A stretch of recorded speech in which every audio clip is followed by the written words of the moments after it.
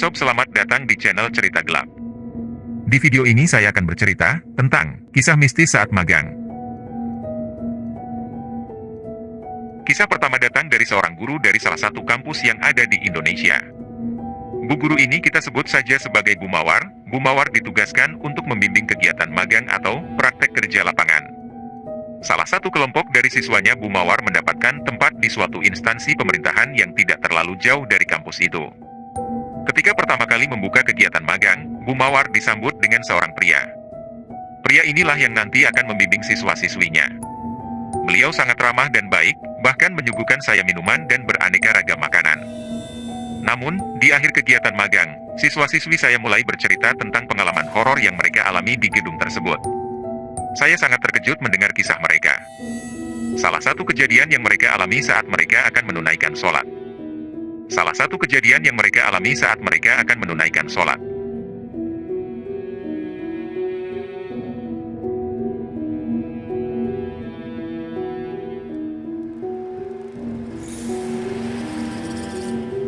Awalnya, kejadian-kejadian aneh itu tampak sepele dan mudah diabaikan.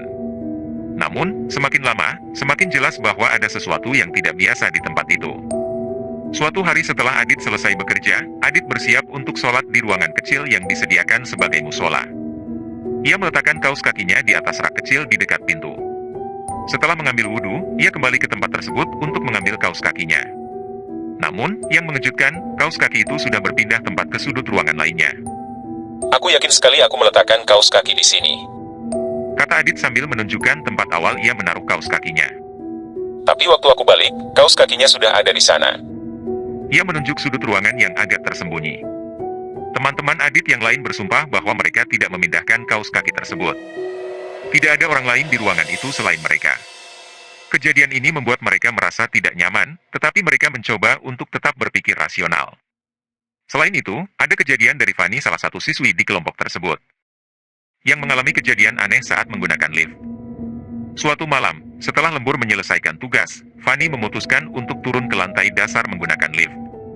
Ia sendirian, dan lift tersebut sepi. Saat lift berjalan turun, tiba-tiba berhenti di lantai 3, padahal tidak ada yang memencet tombol. Pintu lift terbuka, tetapi tidak ada seorang pun di sana. Fani merasa merinding dan buru-buru menekan tombol untuk menutup pintu lift dan melanjutkan perjalanan ke lantai dasar. Namun, lift kembali berhenti di lantai 2 dan pintu terbuka dengan sendirinya. Fani sekali lagi melihat keluar, tetapi tidak ada siapa-siapa. Ketika akhirnya sampai di lantai dasar, ia berlari keluar dari lift dengan perasaan takut yang tidak bisa dijelaskan. Ada juga cerita dari seorang cleaning service yang bekerja di kantor tersebut. Saat sedang membersihkan kantor pada malam hari, mereka sering mendengar suara langkah kaki atau suara pintu yang terbuka dan tertutup sendiri. Beberapa dari mereka bahkan mengaku melihat bayangan hitam yang bergerak cepat di sudut mata mereka, tetapi ketika mereka menoleh, tidak ada siapa-siapa di sana. Ada salah satu petugas cleaning service yang bernama Pak Hadi. Dia pernah bercerita kepada siswa-siswi saya tentang kejadian yang pernah beliau alami.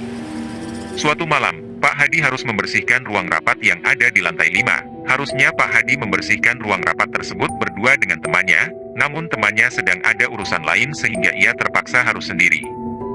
Saat ia sedang membersihkan tempat tersebut, ia mendengar kursi-kursi yang bergeser sendiri. Ketika ia menoleh ke arah kursi tersebut, ada satu kursi yang bergerak sendiri. Pak Hadi yang dikenal dengan sosok pemberani itu seketika mentalnya ciut. Ia pun segera menyelesaikan pekerjaannya dengan cepat dan ia tidak pernah mau lagi bekerja sendirian di kantor itu. Dan ada cerita dari seorang satpam yang berjaga di kantor tersebut.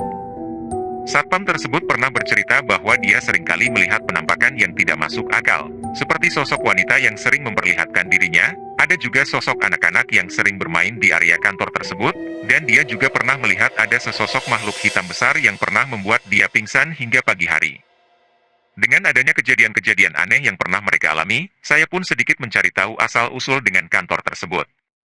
Ternyata, ada beberapa kisah tragis yang mengundang kengerian tempat tersebut.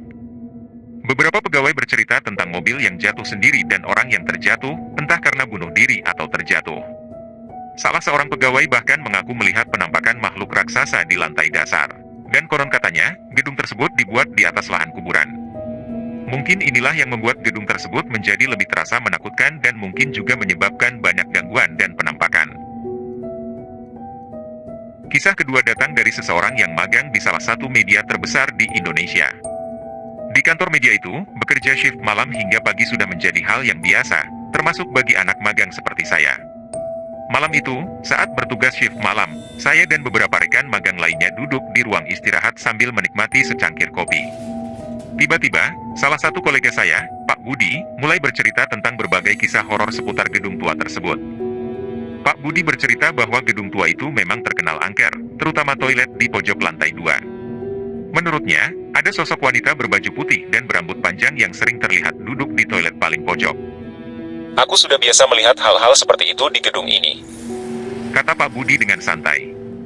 Mendengar ceritanya, saya merasakan bulu kuduk meremang. Suatu malam, Pak Budi kembali bercerita tentang pengalamannya saat shift malam. Ia suka memasak mie di pantry yang jendelanya langsung menghadap ke gedung kosong yang gelap gulita. Waktu itu aku sedang mengaduk mie di panci, tiba-tiba aku merasa ada yang melihat dari jendela. Pas aku tengok, ada wanita berbaju putih dengan rambut panjang melambai-lambai di depanku.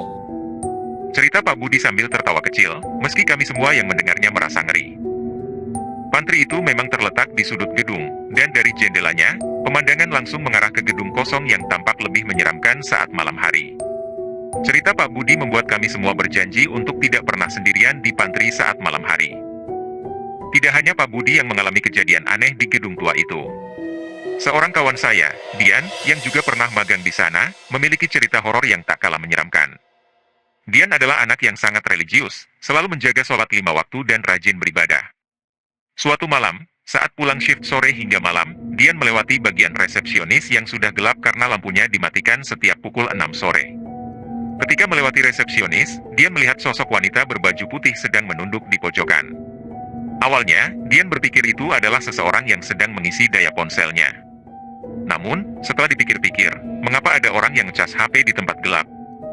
Kejadian itu membuat Dian selalu berjalan cepat setiap melewati bagian resepsionis yang gelap.